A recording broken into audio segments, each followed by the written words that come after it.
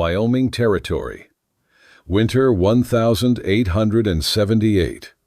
The wind was a thin, cold thread across the flats, stitching sky to earth in a seam of dust. The train had left her 2 days ago at Jacobson station, and since then Evelyn Porter had lived in the waiting room between the stove's dying coals and the ache of her own disbelief. She had come with a letter in her pocket and a promise in her chest.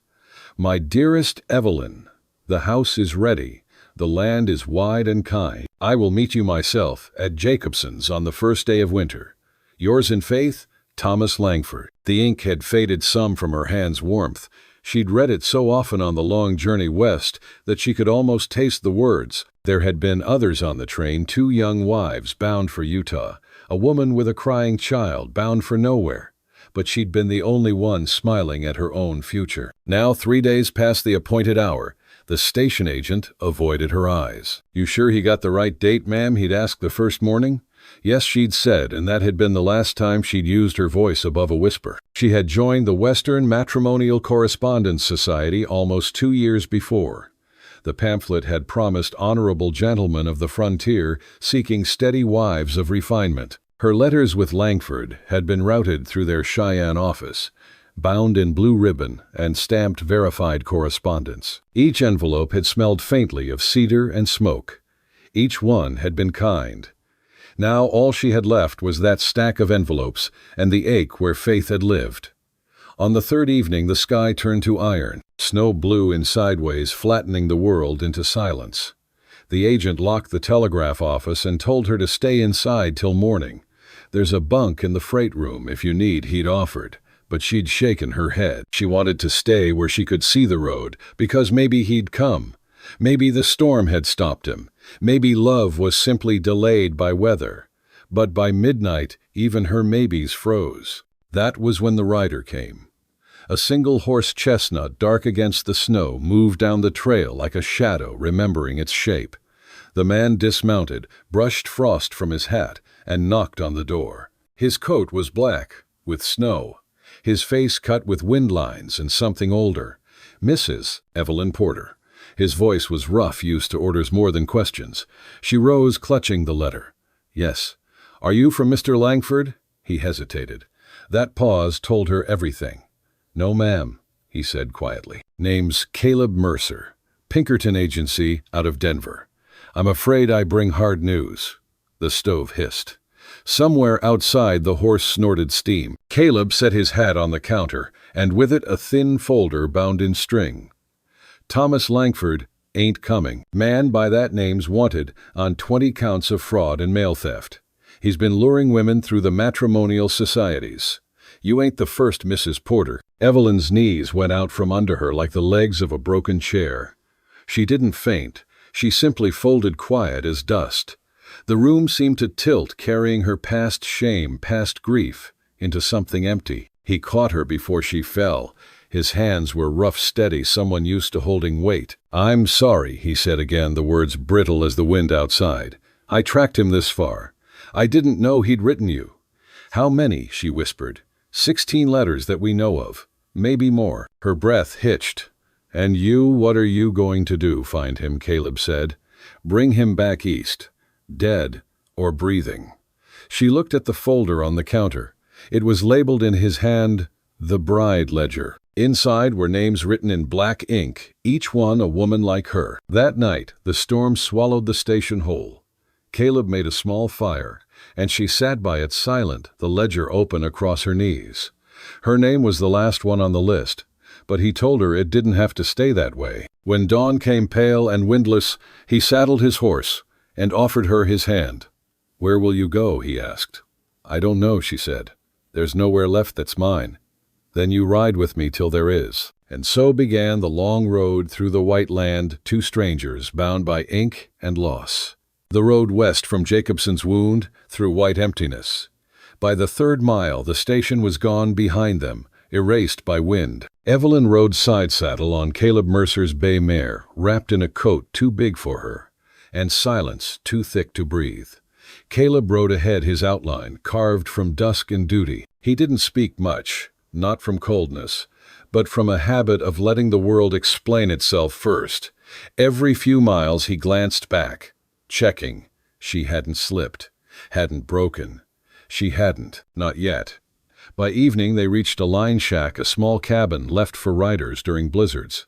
Inside was a stove, a cot, and a shelf, with 3 cans of beans, one already opened. Caleb unpacked with quiet efficiency, his movements clean as arithmetic. "You can take the cot," he said. "And you, I'll sit up. Been sleepin' worse places." Evelyn didn't argue. She was too tired to defend politeness. The world had already taken all the shape from her days. All that was left was to survive until morning. When the fire caught, she thawed enough to speak. "You've done this long." "Long enough," Caleb said. "Pinkerton sent me west after the war. Most men come out here to start over. I came to find someone. Langford." He nodded once. "He's been working this scam near 3 years. Started small, took dowries, vanished. Then he got clever, found out how to buy names from the matrimonial societies. Used 'em like cattle lists." Evelyn stared at the firelight trembling in the stove's grate. "So all those letters, printed from old ones." He kept a box full. Changed a few words, sent 'em again. Her hand went to her satchel where her letters were folded and tied. They weren't his words. "Some might have been," Caleb said gently. "He wrote the first ones himself, I reckon, till it stopped being about people and started being about money." For a while they listened to the wind batter the roof.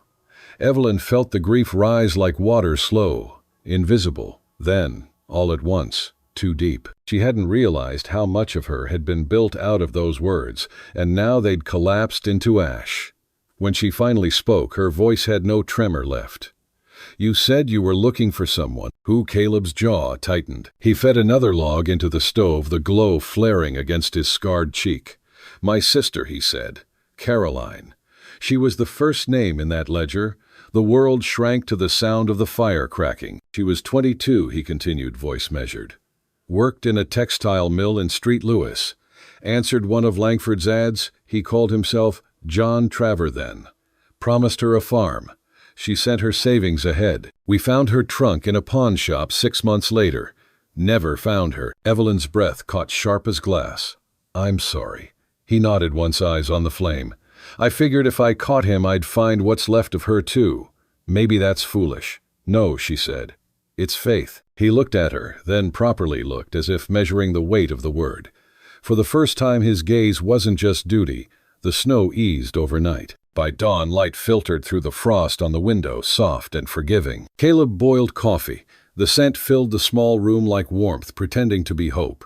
They shared a cup, trading silence more than words. Outside, his horse pawed the ground impatiently. "Where will we go?" she asked. "Cheyenne first," he said. "There's a man runs a telegraph office there. Used to work for the Matrimonial Society.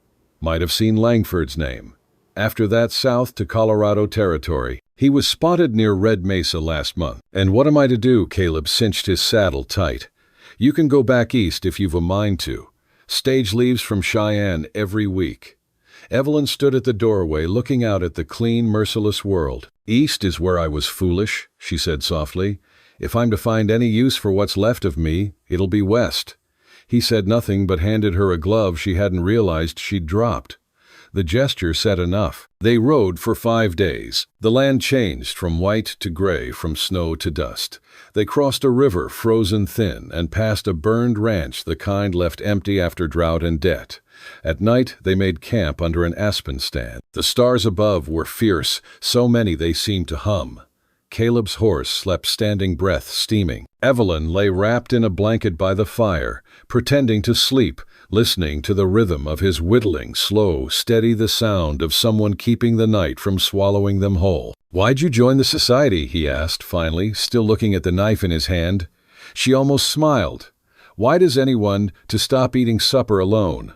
Most men out here eat alone every day," he said. "They don't know it's supposed to hurt." The wind moved through the aspens, soft, as a voice that didn't belong to either of them. She looked at him through the glow. His face wasn't handsome in any polished sense, but honest the way uncut wood is honest, rough, made to last. "You think you'll find him?" she asked. "Every man leaves tracks, ma'am. Some just take longer to read. And if you do..." Caleb's eyes lifted to the sky where the smoke trailed like a question. Then, maybe both our letters can rest. The fire burned low. Neither spoke again. But when the cold crept closer, he tossed another log on, without being asked. It wasn't love. Not yet. Just the first small mercy that hope allows. The road south from Cheyenne bent wide through open country, all gold grass and wind that never stopped. Caleb Mercer rode with his hat pulled low and his eyes steady on the horizon, the way a man does when he's followed ghosts so long they've started to feel familiar. Beside him, Evelyn rode quieter now, not from fear, but from learning the rhythm of the West. Her skirts were shorter. She'd cut them herself with his knife, so she could ride easier, and the wind no longer frightened her. She'd learned the sound of it, how it carried distance, how it could tell her what was coming before it arrived. They had been on the trail 3 weeks. Each night they camped by dry creeks or under cottonwoods, the ledger always between them, thin but heavy with names. Every page carried the same pattern, a woman's name and address, the last date she'd been heard from. And between those pages, Evelyn had started to see something more than tragedy. Patterns. Handwriting changes. Phrases that repeated between letters.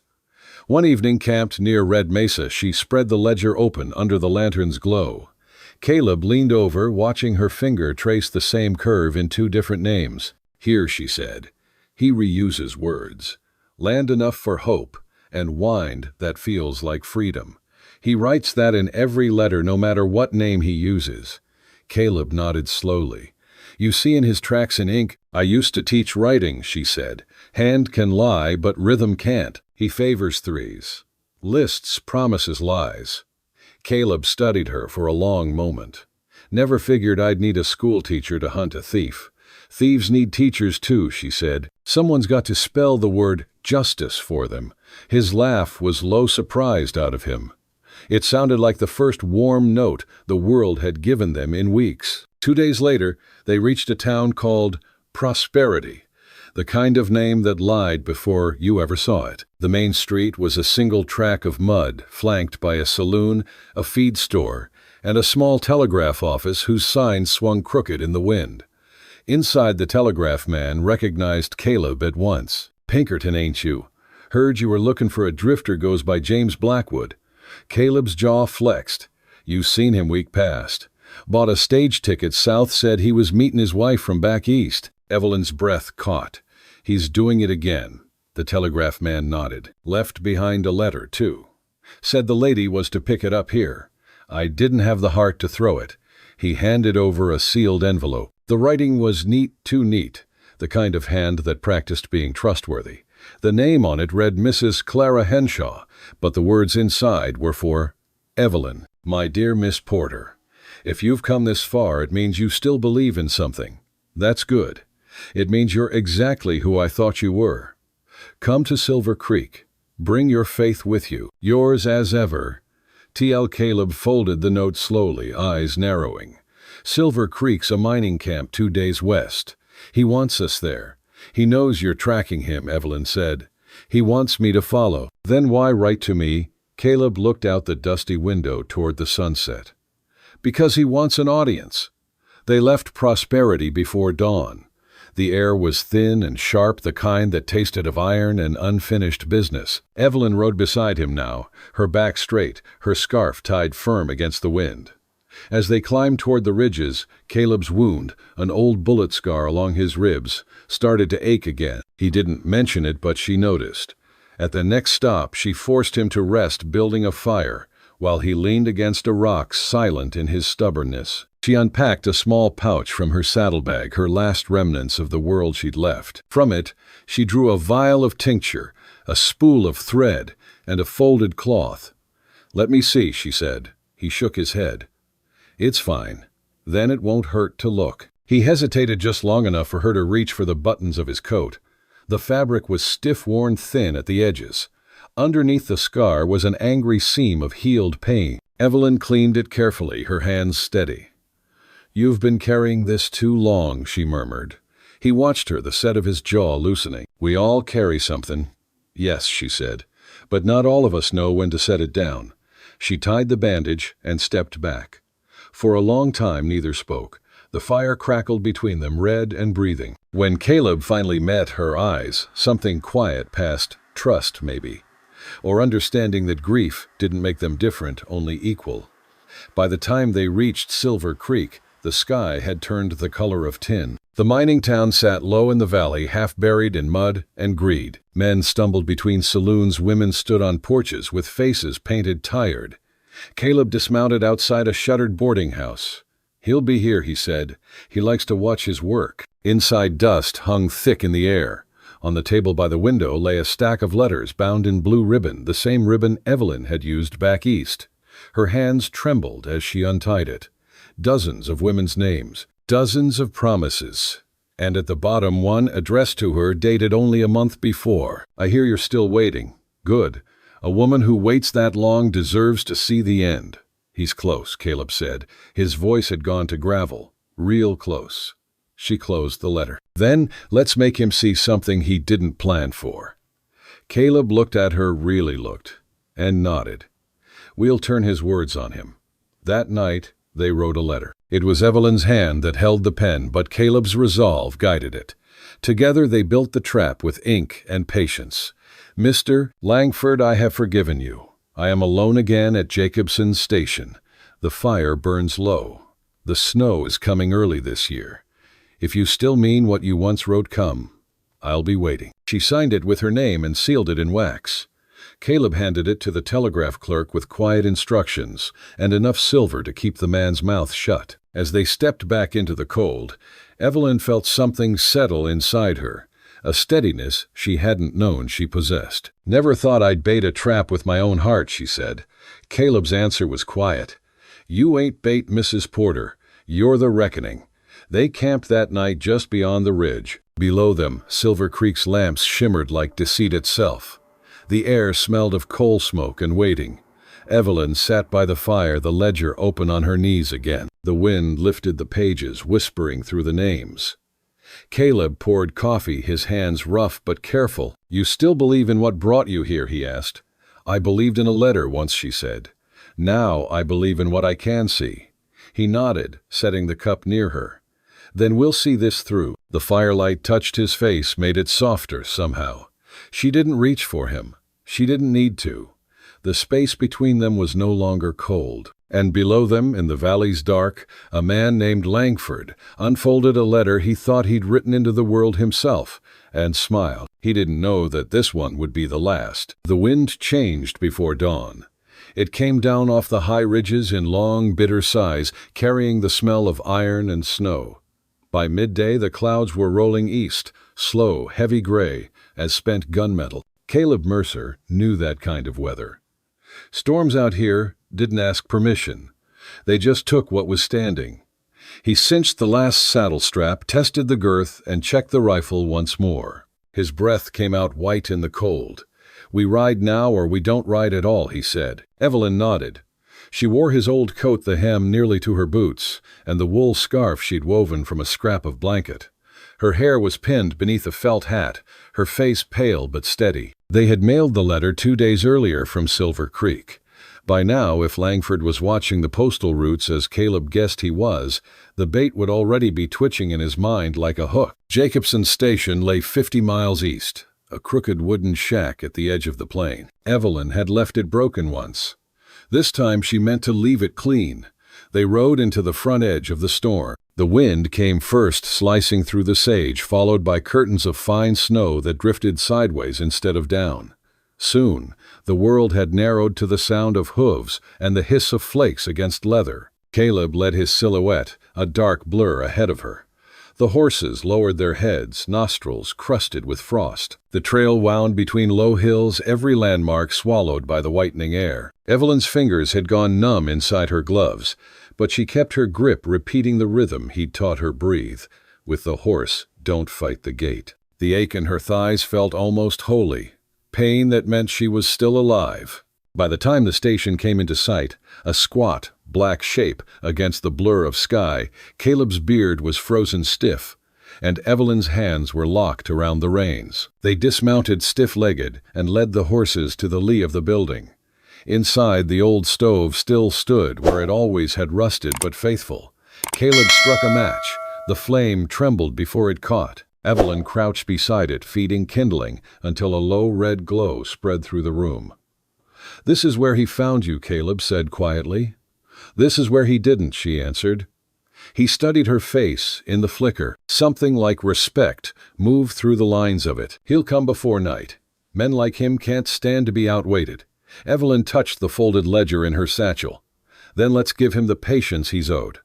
They worked in silence the rest of the afternoon. Caleb checked windows, tested the door latch, and swept a clear field of fire in his mind the way an old soldier does without thinking. Evelyn arranged the lamp and the ledger on the rough-hewn table. She laid out paper, pen, and a half-empty bottle of ink, the same tools Langford had used to ruin so many others. Outside, the storm thickened. Snow pressed against the windows, trying to erase them from the map. Inside, the heat from the stove grew slow and steady, smelling of iron ash and pine resin. At dusk, Caleb brewed coffee black enough to chew. Evelyn took hers without sugar. They spoke little. Waiting was the hardest part, and both knew it. The sound of hooves came just after dark, muted, steady, deliberate. Then the lantern flickered as wind clawed at the walls. A shadow passed across the frosted glass. Evelyn's heartbeat slowed instead of racing. She rose, smoothed her skirt, and stood beside the table where the lamp burned low. The ledger lay open, a letter on top, the very words that had summoned him here. The door creaked. He looked exactly as she remembered, tall, well-kept, a face built for trust. His coat was trimmed in fur, his smile polished to perfection. "Evelyn," he said, as though the last year had been a mere hour. "You waited." "Seems I did." He stepped inside, brushing snow from his sleeves. "I had my reasons for leaving. Things turned unfortunate. You of all people must understand." She said nothing. He came closer, the old gleam in his eye. "But fate's kind, isn't it? You hear me here. The world's got a sense of humor." "Fate didn't bring you," came Caleb's voice from the shadows by the stove. "Greed did." Langford froze, the charm slipping an inch. "Mercer." "Thought you'd be smarter," Caleb said, stepping into the light, rifle steady. "You read the letter. You knew it was bait." Langford's gaze flicked between them. "And yet, she's still here. You sure who's baiting who?" Evelyn's hand brushed the table, finding courage in the rough grain of wood. "You used their names," she said quietly. "All of them. You made them believe you." Langford smiled faintly. "Belief's a fair trade. They wanted dreams. I sold them some." Caleb took a slow step closer, and buried some too. "Where's Caroline Mercer?" For an instant, something mean and bright crossed Langford's face. Dead likely. The frontier's unkind to the sentimental.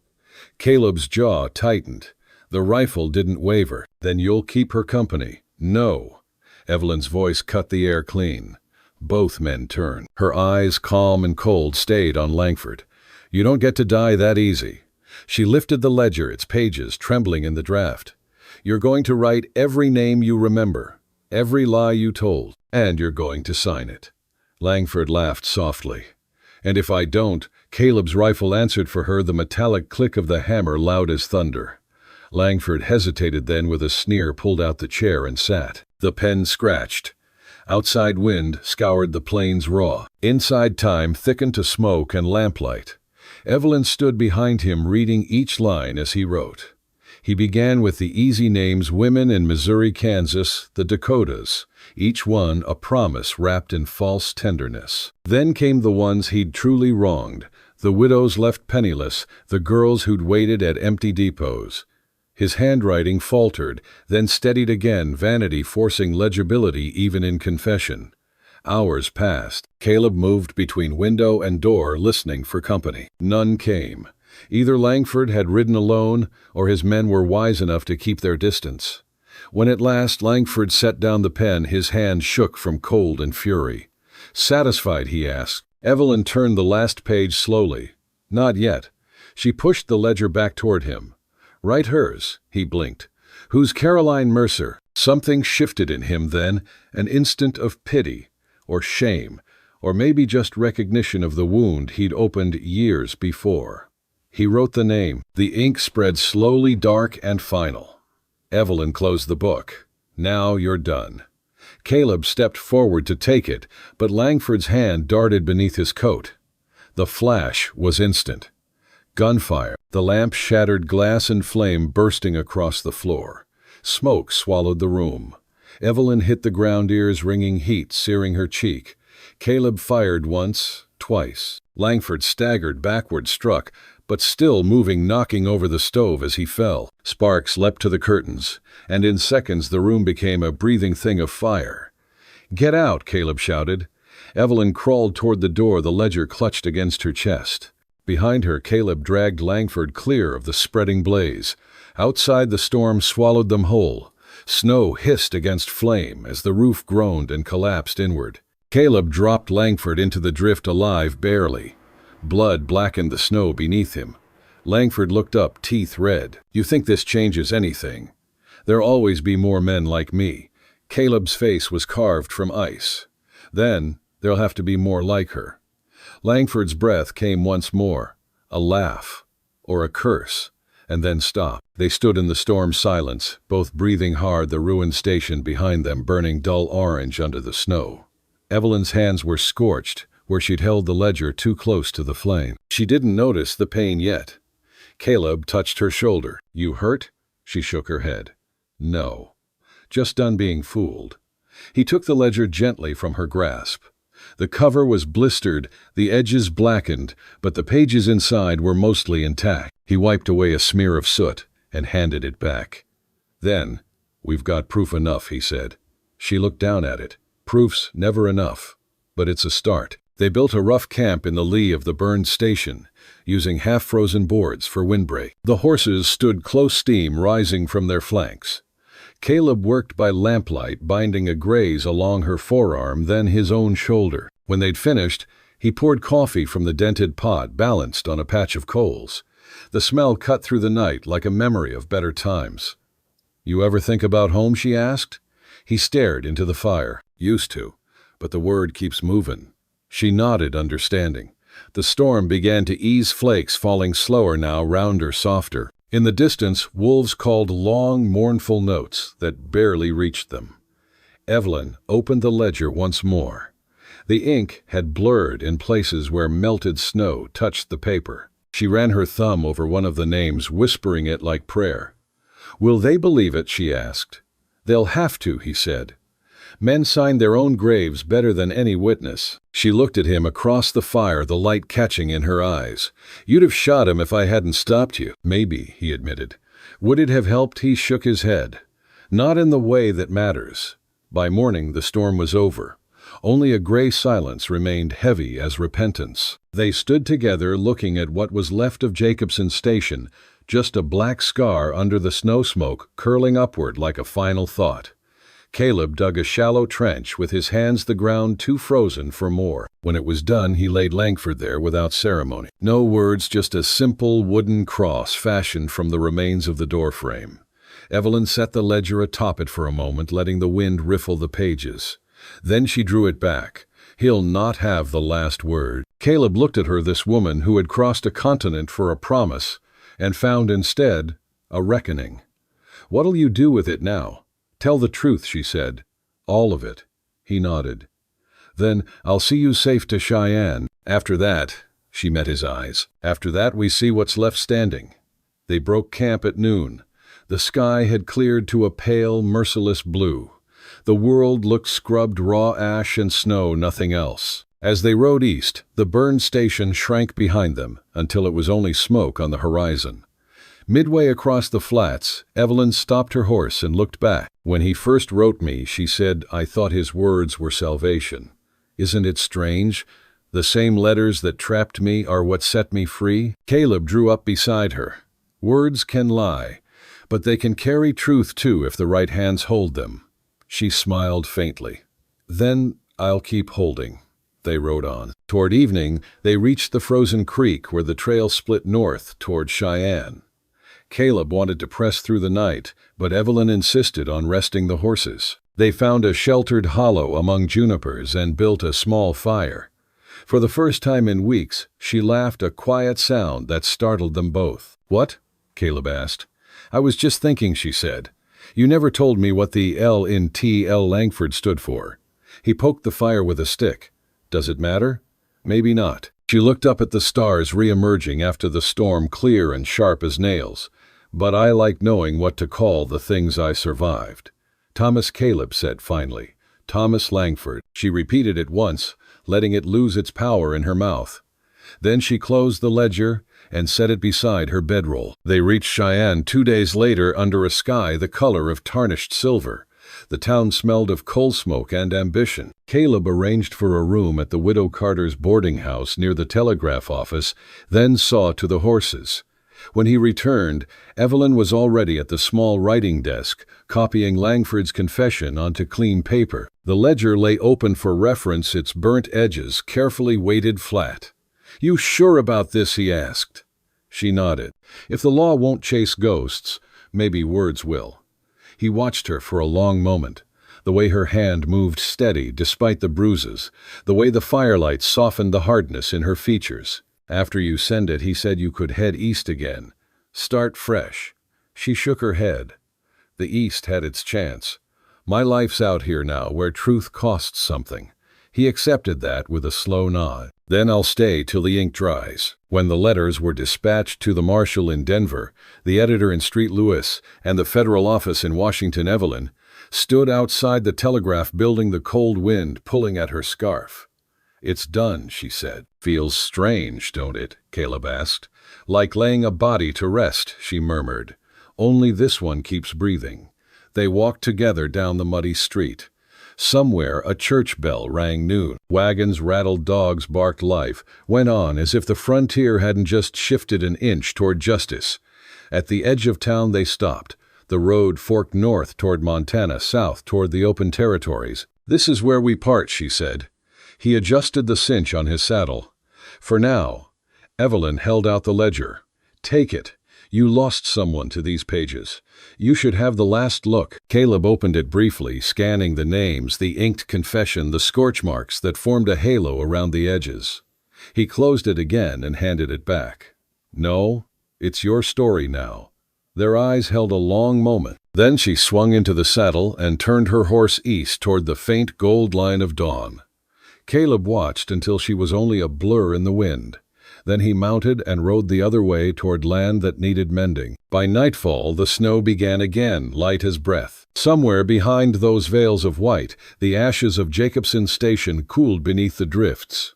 The ledger rode in Evelyn's saddlebag, warm against her leg. In it were the names of the lost, the guilty, and the redeemed, and the last words of a man who'd once thought himself untouchable. When the wind finally eased, a meadowlark sang from the ridge, the first sound of morning, and of something that might in time be called peace. Dawn 5, the price of trust. The storm broke by dawn. When the light finally came, it came quietly, pale, clean, like the breath of something reborn. The air smelled of ash and snowmelt. What had been Jacobson station was now a black scar against the white plain. Caleb Mercer stood with his hat in his hands. He dug the grave until his palms bled, though the earth was half frozen. Beside him, Evelyn Porter said nothing. She'd folded the ledger in oilcloth and tied it with string, carrying it against her chest as though it were something living. Langford's cross stood crooked, half buried in drift. No words carved, no verse spoken. Caleb wasn't a praying man anymore, and she didn't ask him to be. The wind would do the talking. When it was done, he staggered a little.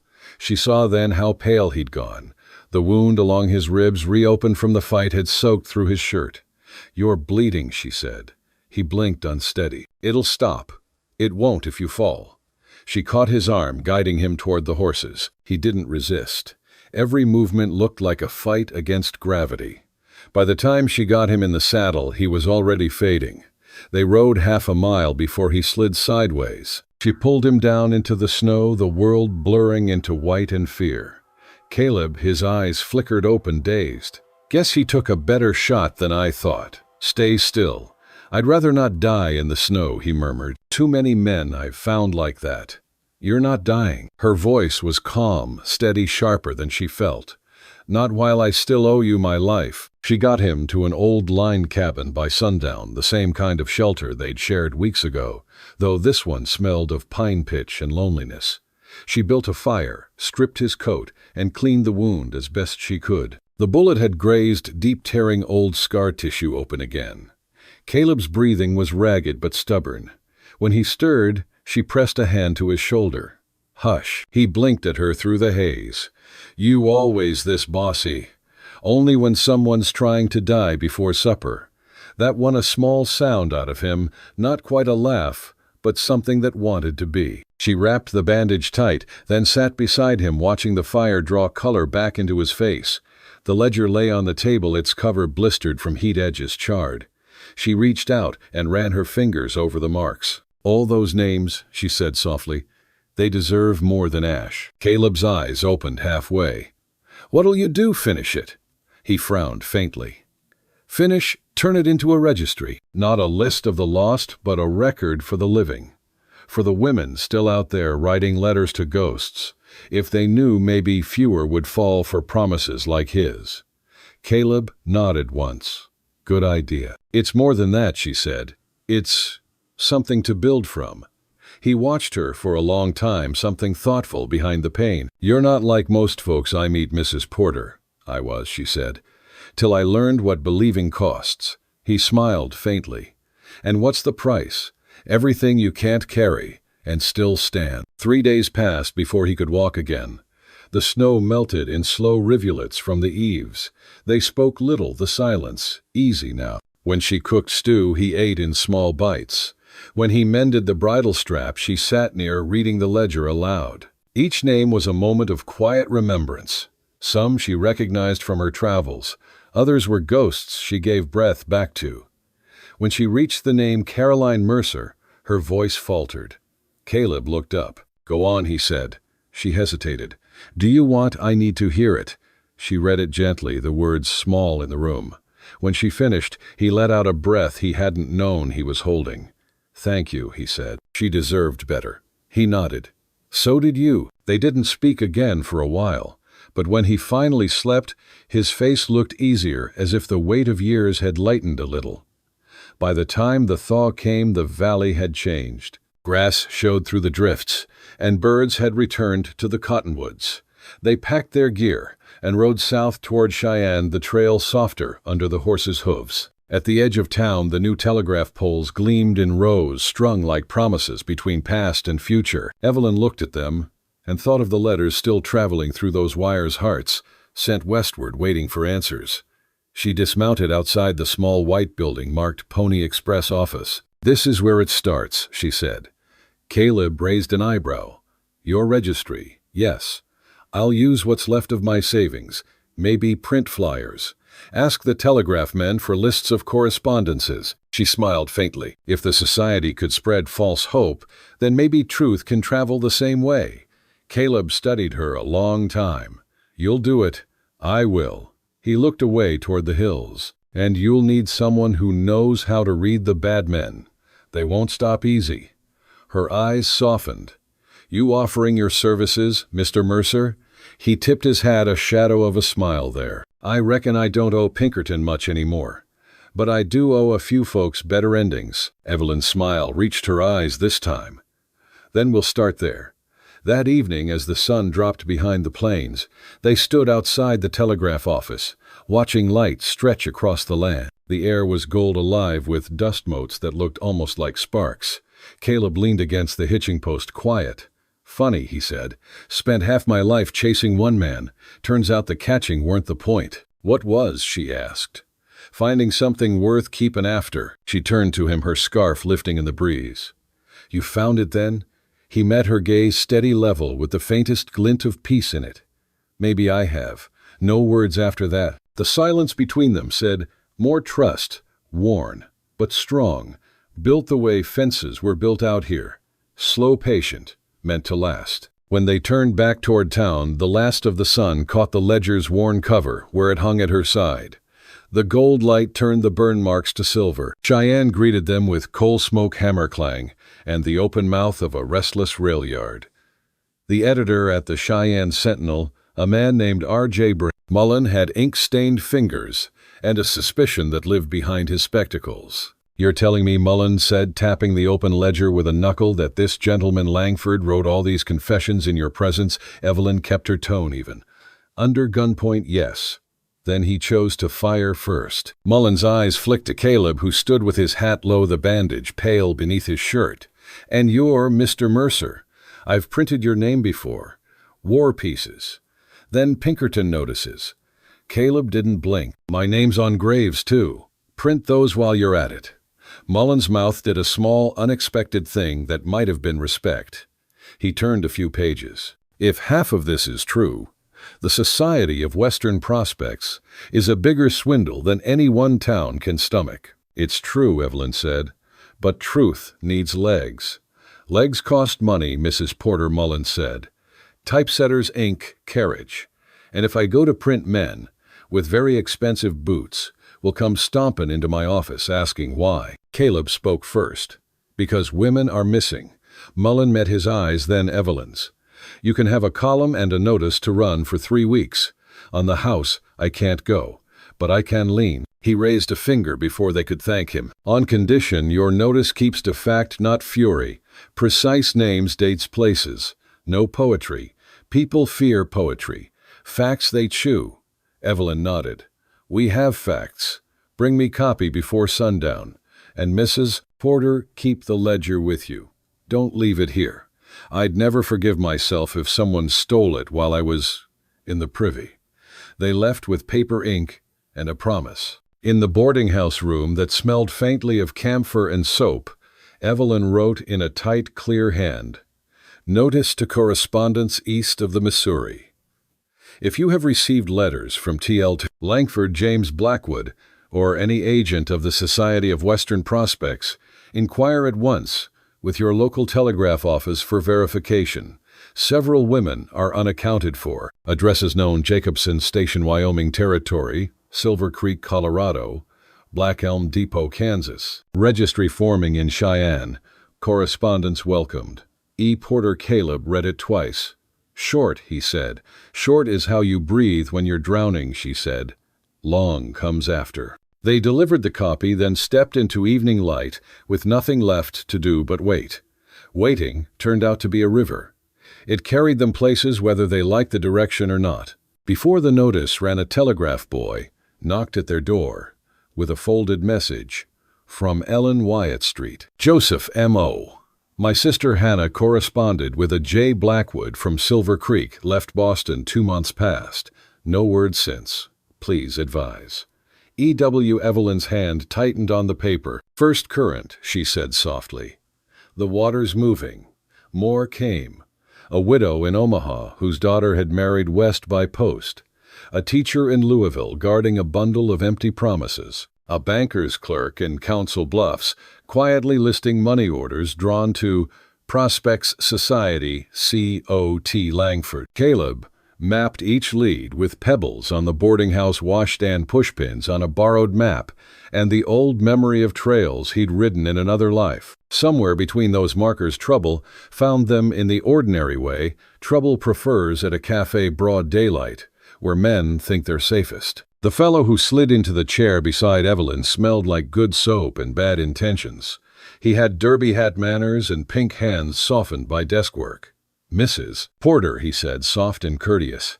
"You don't know me, but I work with men who used to know Mr. Mercer very well." His gaze slid past her shoulder. "Evening, Caleb." Caleb didn't turn. "Hale." Calhoun Hale, the man supplied for Evelyn, as if a calling card had materialized between them. "Back when your friend wore a different star, I was the one assigning him shadows to chase." Pinkerton, Caleb said. It wasn't a greeting. Once Hale admitted. Now the agency's been retained by clients whose interests overlap with preventing, shall we call it, public confusion. He smiled. "I'm here as a favor, Caleb. You've made noise. You've inconvenienced men who dislike inconvenience." Evelyn's voice was calm. Which men? Hale tilted his head. "The kind who fund rail spurs and hay contracts. The kind who prefer their names printed on hospital wings, not handbills that say swindle and society on the same line." "The truth prints where it fits," Caleb said. Hale's eyes softened in something like regret. You once understood leverage. Listen to me, let the registry go. Hand the ledger over to the agency. We'll make it disappear the right way. Quietly. You'll save yourself time and maybe a bullet in the dark. Evelyn folded her hands. You're asking us to trust the men who taught Langford his teeth. Langford went freelance, Hale answered. Even wolves leave packs. It's messy when they do. He leaned closer. There's a bounty on those pages, understood, a polite one. No dead or alive language, but a sum, enough to buy a decent life in a quiet place. I'll ensure it lands where you can touch it. Caleb's jaw tightened. Evelyn watched not Hale but the small muscle that moved once at the corner of Caleb's cheek. She could see the arithmetic of tired men working in his eyes, the war-beaten math of what peace costs. No, she said. Hale exhaled. Mrs. Porter, no, she repeated, as if testing the leg of a chair before trusting her weight to it. I was fooled once by a man who smiled while he took the ground out from under me. I'm keeping the ground this time. Hale's gaze flicked again to Caleb. You're choosing the hard road. We're already on it, Caleb said. Hale rose with a sigh, the kind men use when a pawn refuses to move into a better square. I hope you know what you're buying, he said. Trust costs more than it used to. He dropped a final card on the table, a hotel address, an hour, and left. When he was gone, the cafe's clatter came back into her bones. The spoon on china, the scrape of chair legs, the doorbell's tin nerve. Caleb didn't speak. He looked older in the window's reflection, and also somehow less weary. You thought about it, she said, not accusing. I thought about everything, he answered. Then I watched you say no. What would you have said, he considered. I would have told him the same thing I'm telling you. If we sell the ledger, we sell the people inside it. Some things you can't own, and still stand. She almost smiled. I said that once, didn't I? You did. He slid her cup back toward her. Drink while it's warm. I need to send a wire to Mullen. Hale means company's coming. Company arrived like weather, noticed first by horses, then by dogs, and last by men. The next morning, Mullen's front window showed a pair of strangers casing the street with a patience borrowed from salary. Boston suits, Mullen muttered, rolling ink on the press. Clean hats, dirty hands. I can smell committee off 'em like mothballs. Evelyn stood at the composing table-setting type for a longer piece, registry for correspondence and safe inquiry, Cheyenne. Short lines, simple words, the kind mothers could read aloud without stumbling. Caleb took the watch at the back door. He had the country kid's gift for turning himself into furniture. Twice he disappeared into shadow so thoroughly that Mullen's boy tripped over him, bringing proof. They worked past noon. Near dusk, a woman came in out of breath, her shawl askew, her hands empty, the way hands look when they've been clutching letters for years and finally had none left to hold. My name is Nora, she blurted, eyes bright with heat. That wasn't tears yet. Nora Klein from Street Lewis. My sister went to meet a Mr. Langford last spring at a depot called Black Elm. She wrote me once, says he missed the train, then nothing. Folks said I was chasing wind. She swallowed. Am I? Evelyn led her to a chair. No, she said softly. You're chasing a trail. Trails end. They also begin. Nora's gaze fell on the ledger. Is her name? Evelyn opened to the page and slid the book across, turning it so the shame belonged to the man who wrote it. Nora touched the ink with a tenderness the letters had not earned. She read lips forming a name twice, then closed her eyes. What happens now? She asked, voice small as a dish left on a windowsill. We write a letter to the U.S. Marshal with the page copied fair, Evelyn said, and one to the editor in Street Lewis. Men who hide behind committees dislike their own towns knowing them. We send telegrams to every depot within 3 days' ride of Black Elm station masters. Remember, women who wait. We also post your sister's description with a reward for information that is not money, but dignity. Her name printed whole, not whispered. Nora stared as if someone had just announced that the road she'd been on for a year would not in fact drop her into a pit. Then she nodded. What do you need from me? Her letters, Evelyn said gently. If you trust me, Nora studied her with the ferocity of a cornered bird thinking about flying anyway. At last, she reached into her dress and drew out a packet tied in blue ribbon. She hesitated, then put it in Evelyn's hands. The price of trust is visible when it leaves someone's fingers. Evelyn felt it an ache, traveling up from palm to throat. "We'll copy these and return them," she promised. "You'll have them back before night." Nora shook her head. "No. Keep them. I have her voice in me. I want her voice to go farther than my kitchen table." Caleb watched the exchange with the particular stillness he saved for moments that taught him something he couldn't learn by fighting. When Nora left, he said, "You think we can keep this from becoming a lynch hunt?"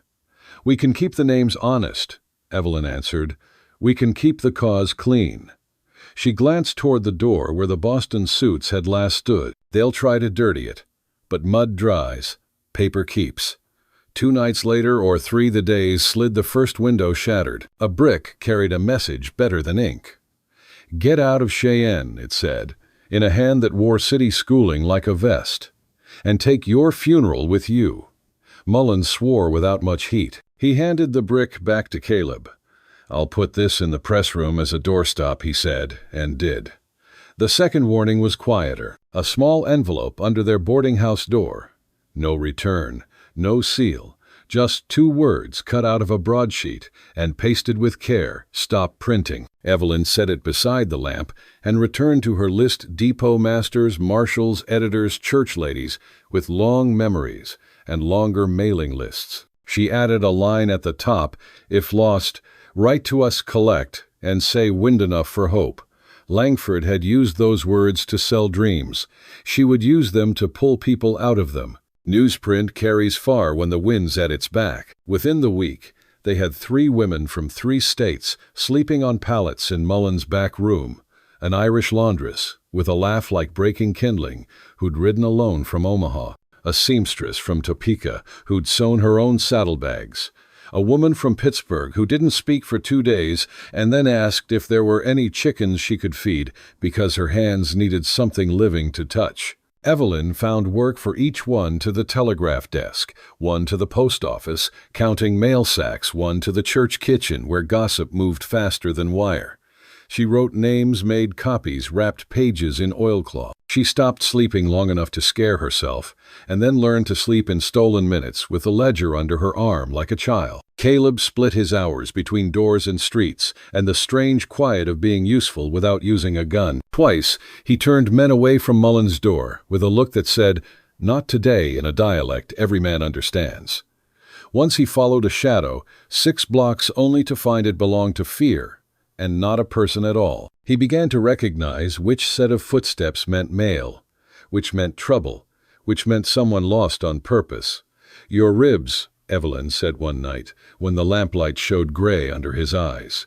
He shrugged. "They're arguing with the weather. The weather usually wins." "Lie down," she ordered. "I'll argue quieter."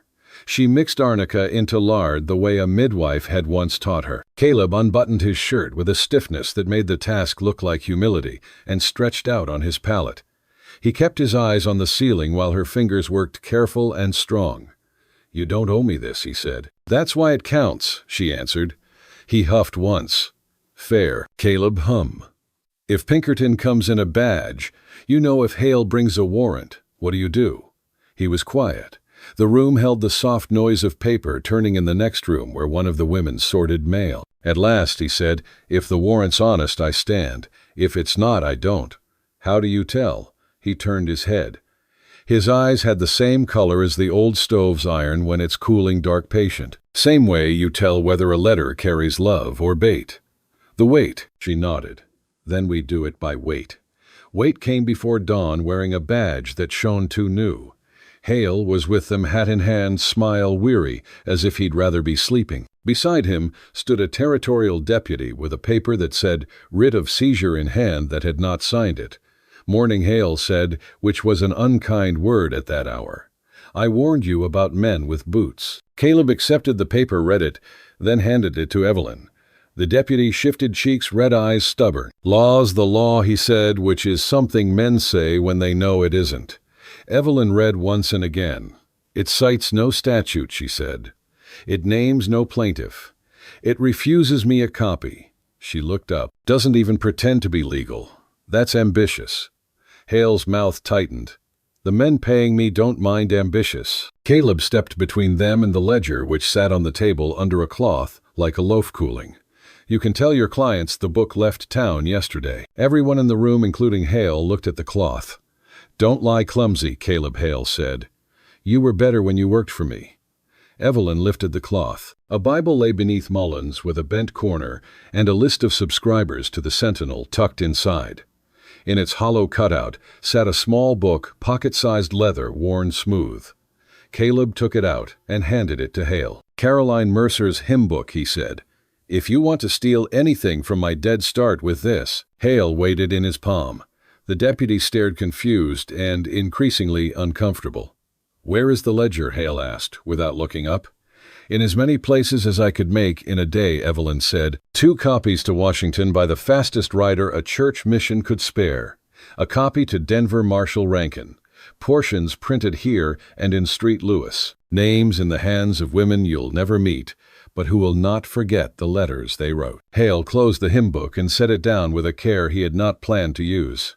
You're going to get someone killed, he said. Maybe yourselves.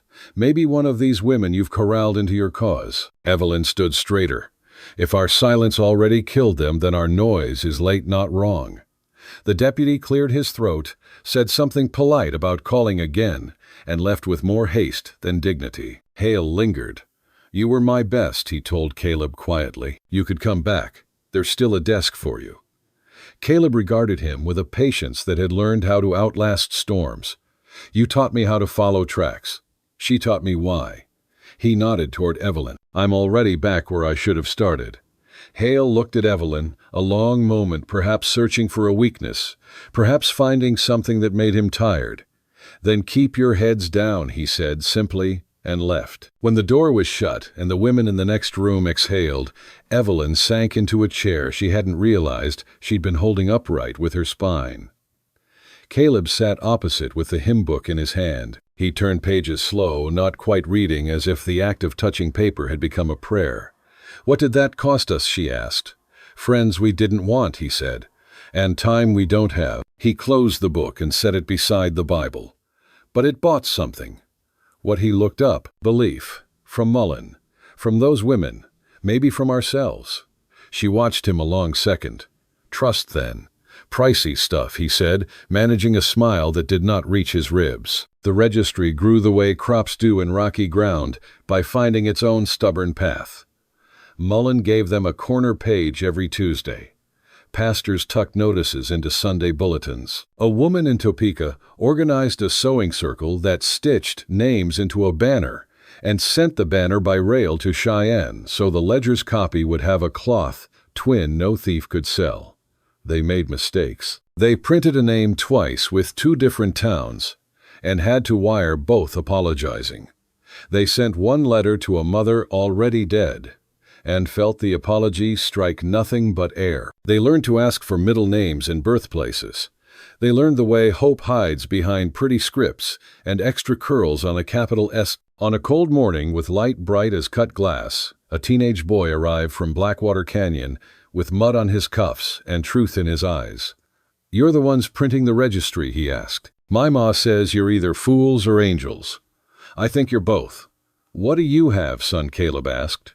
A grave, the boy said. Near the North Arroyo. No marker but a locket with a miniature inside. Brown hair. Eastern clothes, even though they're torn to the bone. I didn't touch it. I want it. He glanced at Evelyn and faltered. I thought you should. Evelyn stood, but her knees showed her what bone is for. Caleb rose with her and put a hand to her elbow. Show me, she said. They rode out with the boy at noon, the sky, a low tin lid. The arroyo lay quiet as regret. The grave had sunk a little in winter ground. The boy led them to a squared patch of earth and then stood back the way people do when they understand they are not the center of the story and are glad of it. Caleb knelt and brushed snow from the edges. He lifted something small and bright from the dirt, a locket oval-dented chain broken. He snapped it open with a thumbnail. Inside, a miniature watercolor looked out, soft mouth, serious eyes. The kind of likeness a mother keeps on a mantle. Evelyn swallowed. Hannah Klein, she whispered, and knew it was true without knowing how. Nora's sister.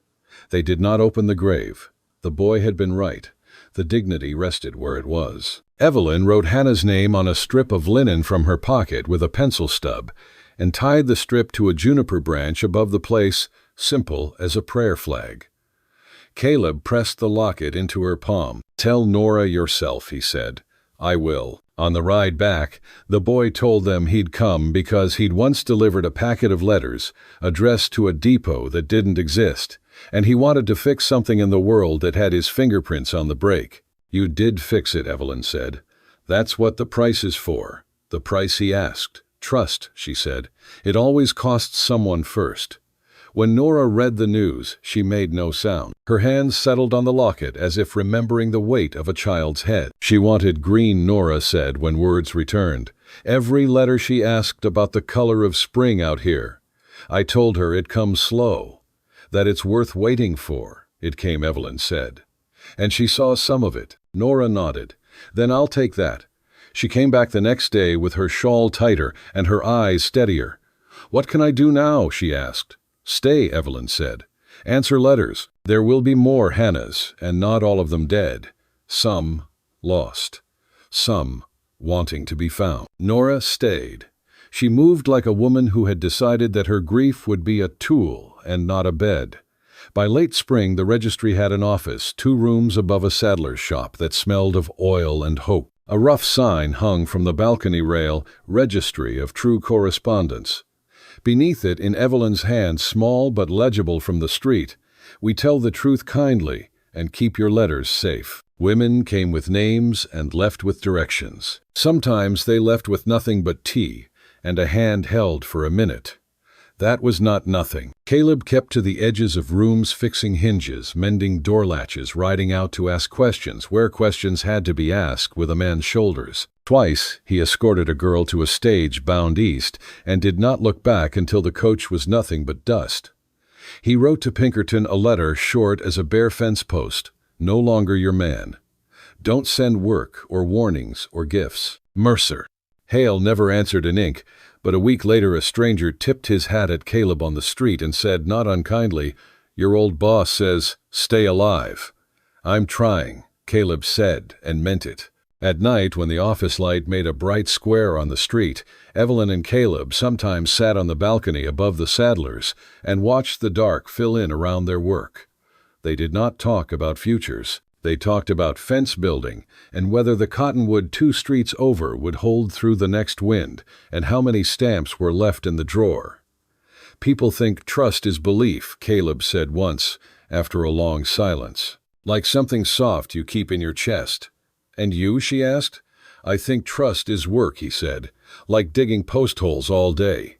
You don't see much change until the fence stands." She smiled without looking away from the street. "Then we keep digging until it stands," he agreed. Trouble came back, as it always does, tired of waiting and wearing a new hat. A gentleman from the society's eastern offices arrived with a lawyer and a newspaperman who didn't look like he wanted to be there.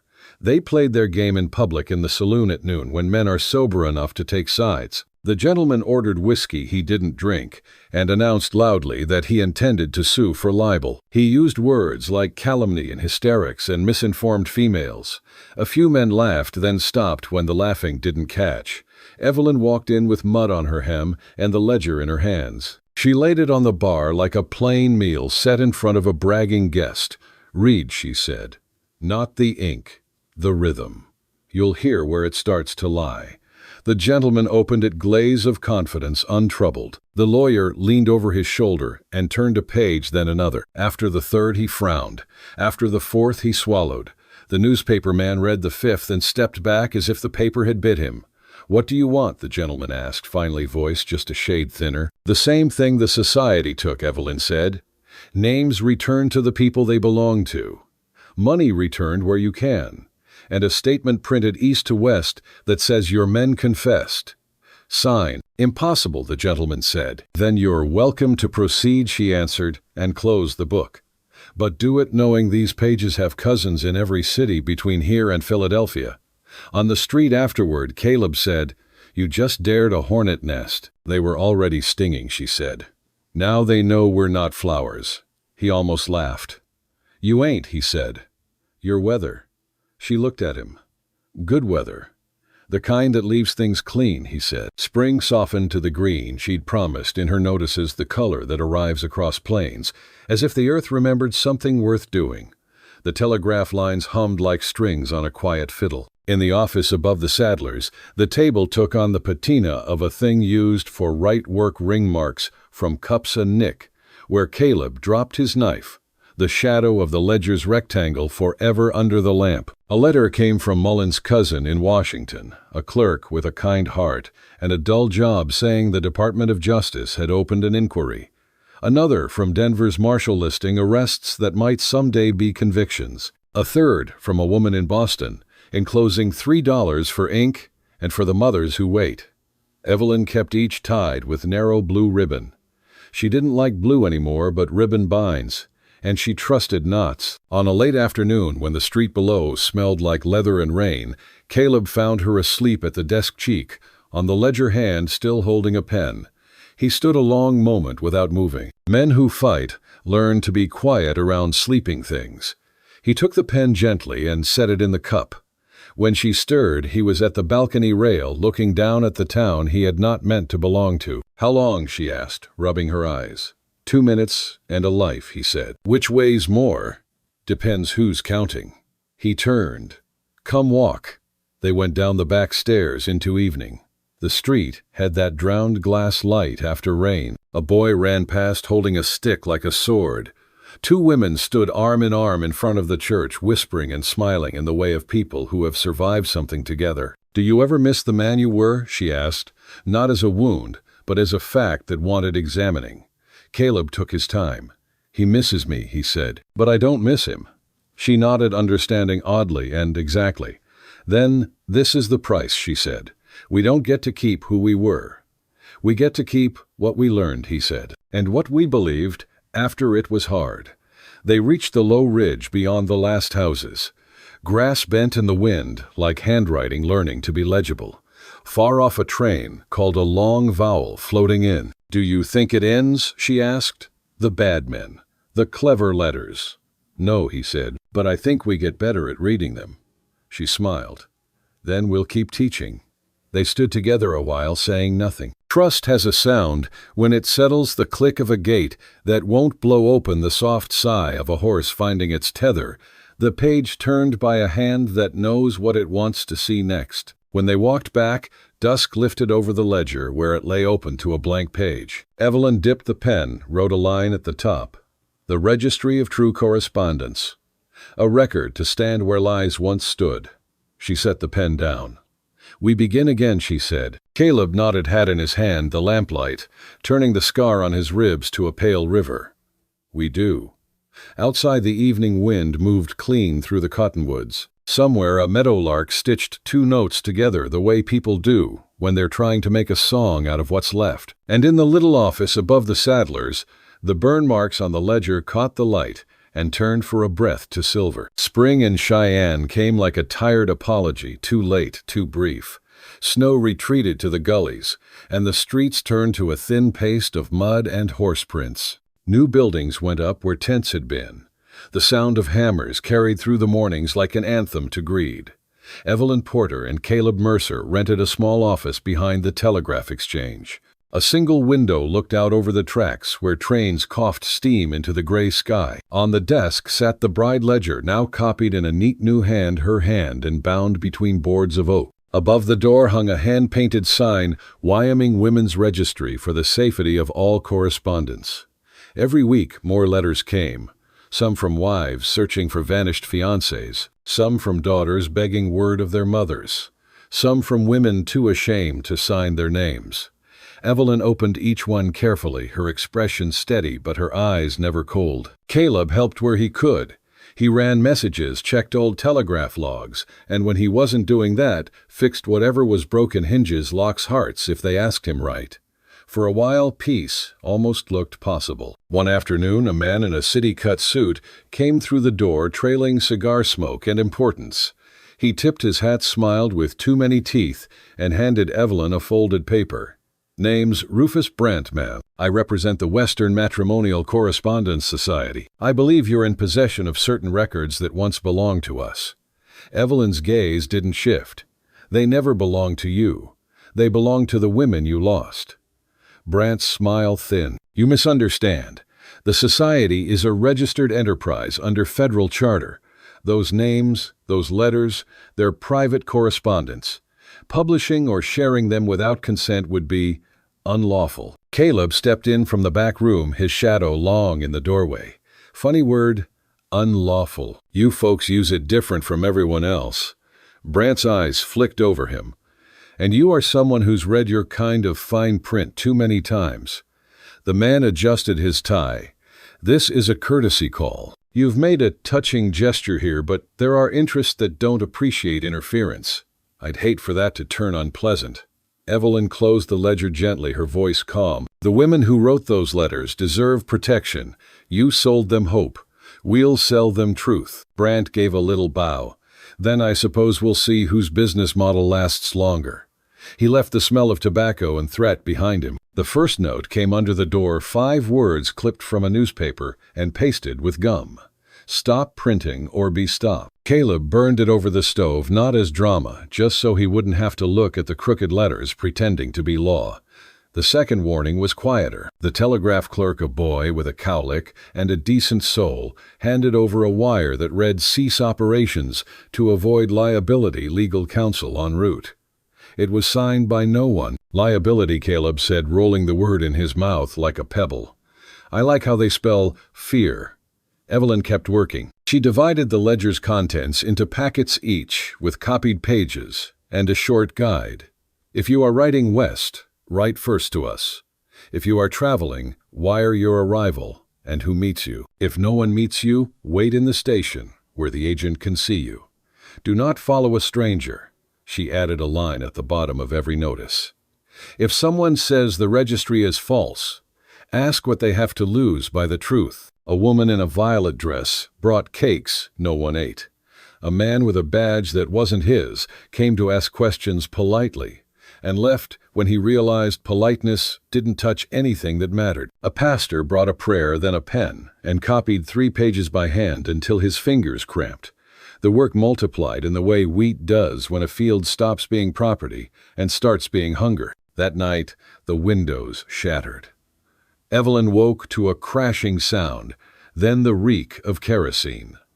The floor flared under the sill before her mind turned the heat into the word fire. Caleb was already on his feet, hauling her by the elbow toward the door. Smoke crawled the ceiling and then dropped to the level of breathing.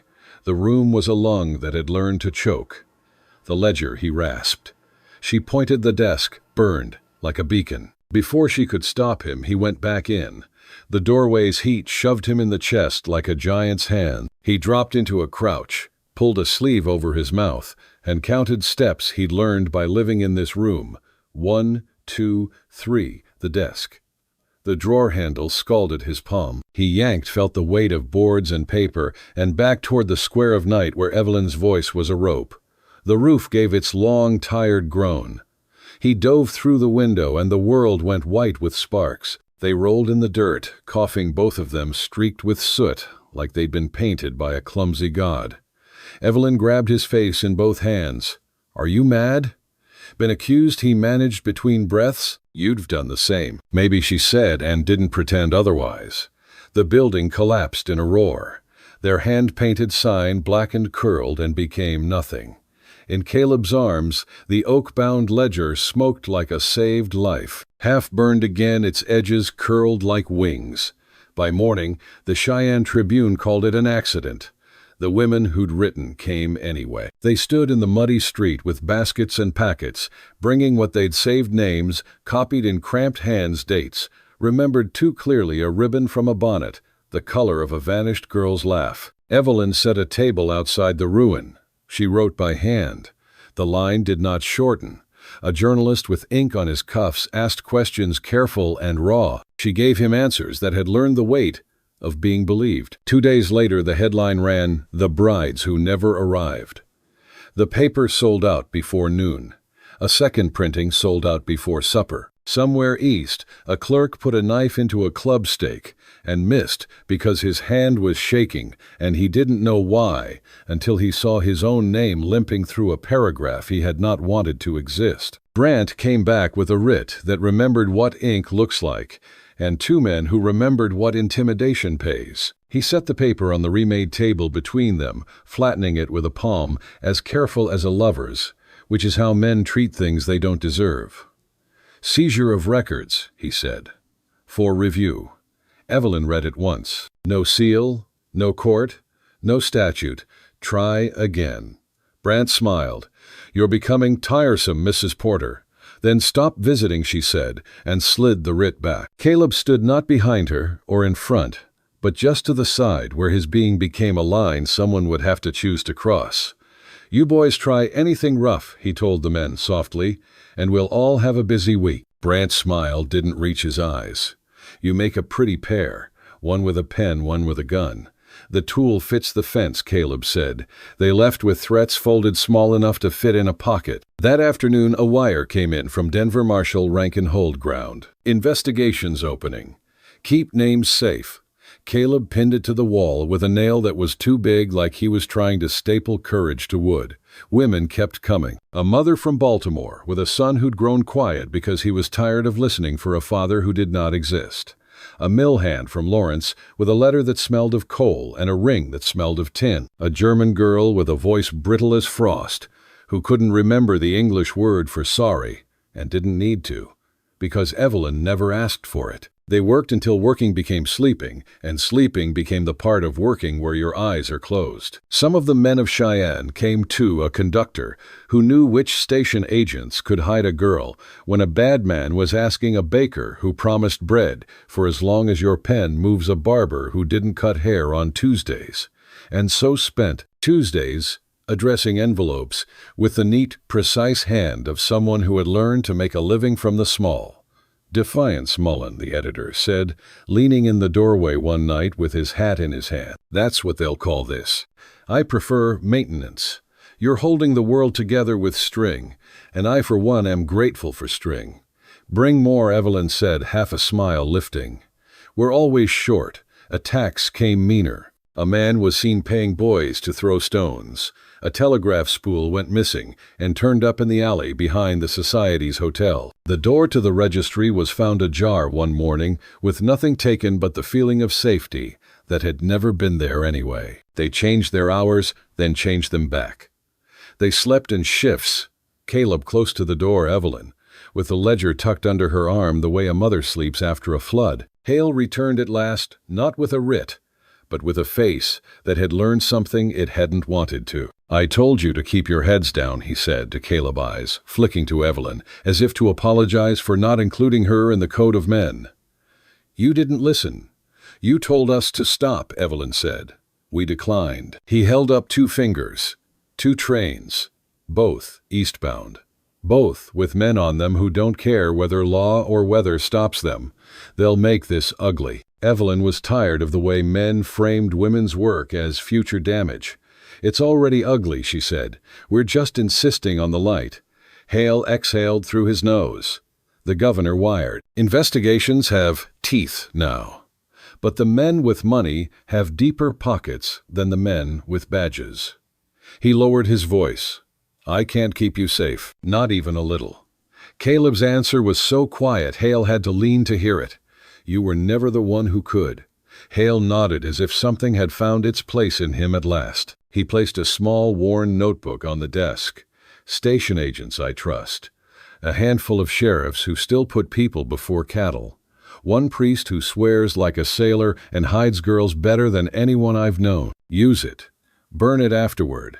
Evelyn touched the cover. "Why? Because I like waking up in a town that believes in what the morning is," for he said, and left with a courtesy that for once was not a threat.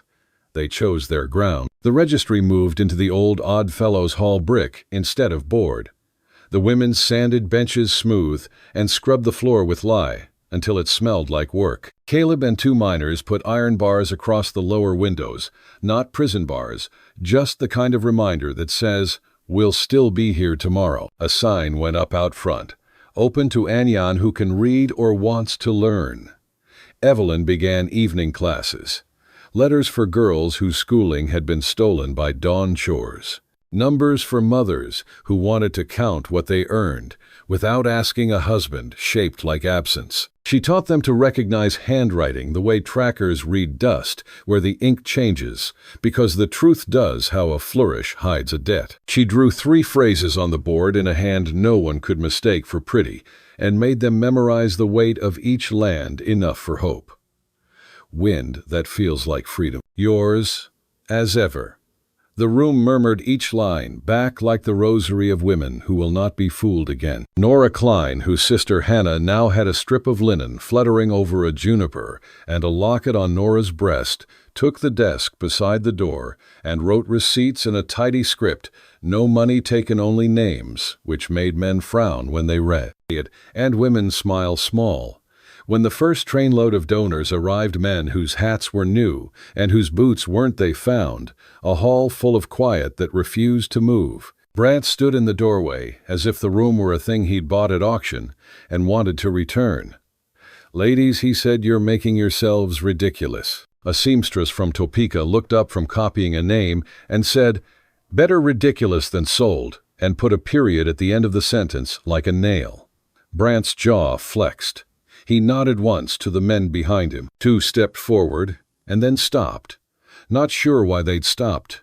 Just feeling the fact of 30 women all looking at them as if the weather had a face, and was not impressed.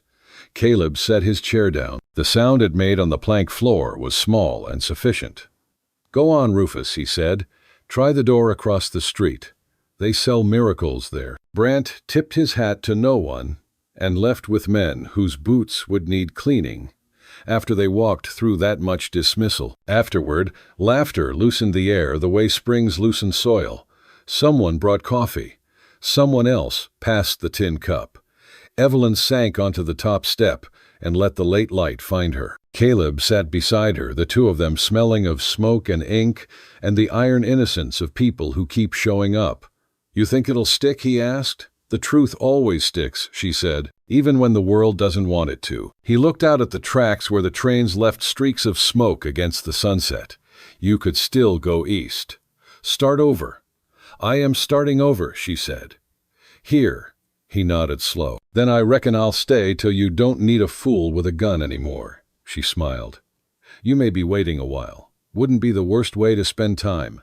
They sat until the light was gone. Somewhere behind the mountains a coyote cried long and lonely, and for once it didn't sound like sorrow. Defiance is mostly repetition. You rise again. You write again. You nail the notice back up when someone tears it down. You return the stare. You pay for ink, and then for more ink. You teach a girl to sign her name without shaking. You learn how to say no like a sentence with a roof. But it has its storms. They found the boy from the Telegraph face down in the alley one morning, bruised and breathing like it hurt. He'd tried to warn them 2 men asking about packet routes, which lines were fastest to Washington.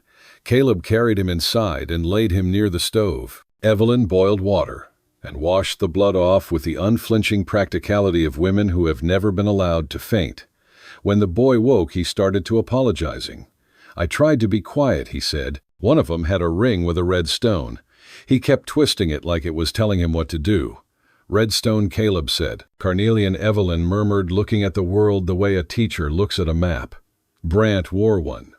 So did the man in the picture from the Street Lewis article. Caleb stood. "Stay with him," he told Nora. He strapped on the old revolver that never fit him like it once had, and hated that he needed it. He stepped into daylight, already knowing he would not find what he wanted to shoot and would have to settle for standing, where a man like Brant could see him and know the cost of entering. That evening, a package arrived. No return, containing a Bible cut hollow, and inside a folded sheet, a list of names with penciled X's beside the ones accounted for, and a line at the bottom, "You're winning some." The handwriting was Hale's, though his name wasn't there. Evelyn copied the list and burned the page as asked. The Bible she kept, not because of the verses, because wood and leather remember the hands that touch them, and she wanted the book to remember. Word traveled like prairie fire after that fast, skipping dangerous to both sides. The governor wired again, firmer. Rankin raided a mailroom in Denver whose walls bled lies. An editor in Street Louis printed a list of gentlemen benefactors with a question mark after each name, which proved more lethal than an accusation. Brant came one last time.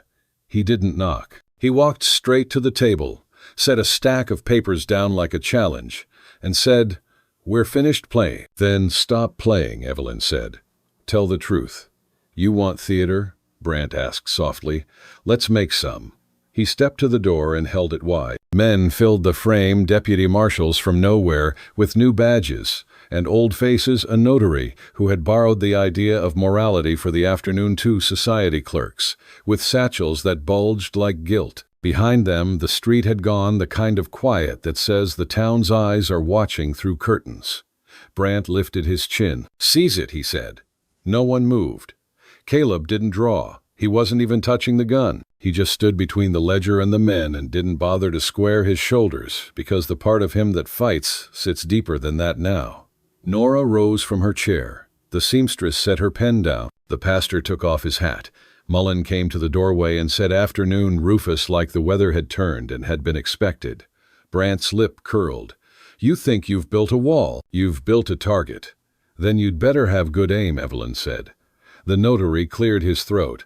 "Mr. Brant, the wording here, there's an omission." Brant didn't look at him. "Seize it," he repeated. The nearest deputy badge, bright and courage dim, took one step and stopped because he had put his hand on the table and felt it the ordinary holiness of a thing that had been used to do good work. He lifted his palm like he'd touched a stove and backed up color high. "Men are brave until they are asked to be brave for the wrong thing."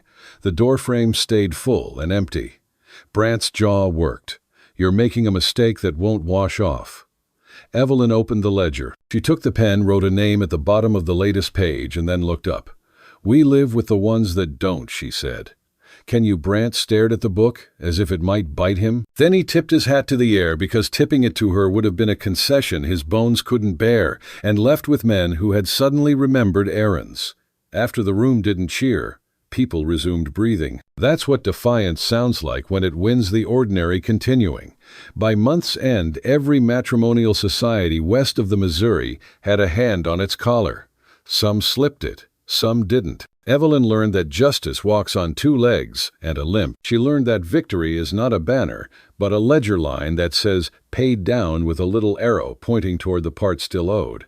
The registry gathered itself out of ash a second time. The new sign over the Odd Fellows Hall kept the old name and added a line for Agnon, whose trust cost too much. Letters kept coming. A girl wrote from a mission in Santa Fe. "I was not lost. I was hiding. Thank you for telling me I didn't have to be ashamed to be found." A woman wrote from New York. "My sister was never your case. But I bought a paper and read your notice aloud to my sewing floor, and we decided to believe in Wyoming for an afternoon." A man wrote from prison. "I carried letters for him. I didn't ask. I'm asking now to put a name where it can be known." Evelyn copied each in the fine, durable hand of someone who had decided her writing would outlast weather. One dusk a letter arrived, addressed only to the registry. Inside, a single page in careful, unsteady hand. "Mrs. Porter, I read your story in the Tribune. My sister answered one of those ads 2 years back. We thought she'd run off. Maybe she didn't. Maybe she was just lost. Thank you for looking." Evelyn folded the letter, slid it into the ledger, and closed it gently. The book was heavy now, not with names, but with faith, returned piece by piece. She looked over at Caleb hammering the last board into place on the rebuilt door sawdust, dusting his dark hair like late harmless snow. "Looks solid," she said. He smiled through the dust. "So does the world if you squint a little." For the first time since she'd stepped off that train months ago, Evelyn believed him. Spring brief as it was turned its face towards summer. The cottonwoods leafed into a humble green that made the rails look less like scars. The registry's evenings spilled out onto the steps, women reading by lamplight, men who'd come to listen and learned accidentally to speak quieter. A fiddle played sometimes poorly and sincerely. Children chalked the stoop with letters, then names, then drawings of trains that always arrived. On a night throne with stars, Evelyn walked the empty hall, touching the backs of chairs, the way you do when your body needs to count the things that stayed. She paused at the map with its pins, a soreness, and a pride. She paused at the